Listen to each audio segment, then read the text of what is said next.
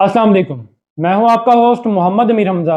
इस वीडियो में बात की जाएगी कि गंदम की फसल में अगर किसी भी वजह से आप पहले पानी के बाद जड़ी बूटी मार जहर का इस्तेमाल नहीं कर सके तो दूसरे पानी के बाद कौन से जड़ी बूटी मार जहर का इंतखाब किया जाए कि आपकी फसल पर उसका स्ट्रेस भी ना आए और इस स्ट्रेस से फसल का नुकसान क्या होगा। तो वीडियो में आगे बढ़ने से पहले मैं आपसे गुजारिश करूंगा कि अगर आप इस चैनल पर नए हैं तो इस चैनल को सब्सक्राइब कर दें ताकि आपको आने वाली मजीद वीडियोस भी वक्त पर मिलती रहे।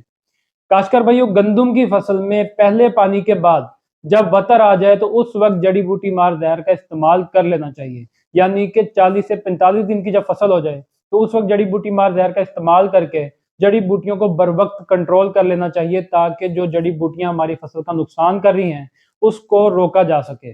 लेकिन अगर किसी भी वजह से आप पहले पानी के बाद जड़ी बूटी मार जहर का इस्तेमाल नहीं कर सके और अब आपकी फसल में दूसरे पानी का वक्त भी आ चुका है तो फिर अब कौन से ऐसे जहर का इस्तेमाल किया जाए कि उसका स्ट्रेस ना आए।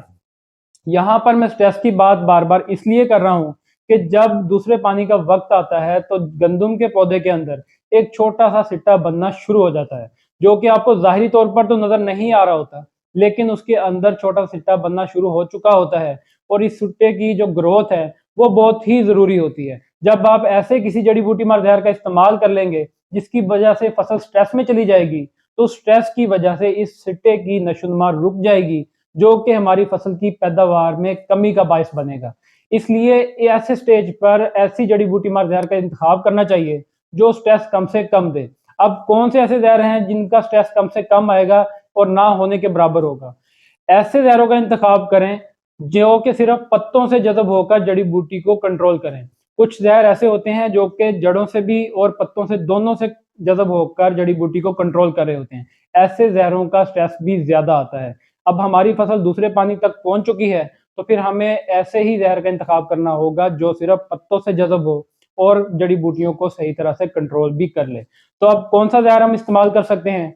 सिंजेंटा कंपनी का एक्सियल के नाम से जहर मौजूद है, जो कि 330 मिलीलीटर फी एकड़ के हिसाब से अगर आप इस्तेमाल करते हैं तो उससे तमाम नुकीले पत्ते वाली यानी कि जो घासनुमा जड़ी बूटियां हैं वो सही तरह से कंट्रोल हो जाएंगी। और अगर आप साथ में चौड़े पत्ते वाली जड़ी बूटियों को कंट्रोल करना चाहते हैं तो उसके लिए आप ब्रमोक्सिनल प्लस MCPA का मिक्सचर इस्तेमाल कर सकते हैं, जो कि मुख्तलिफ कंपनियां मुख्तलिफ नामों से मार्केट में बेच रही हैं।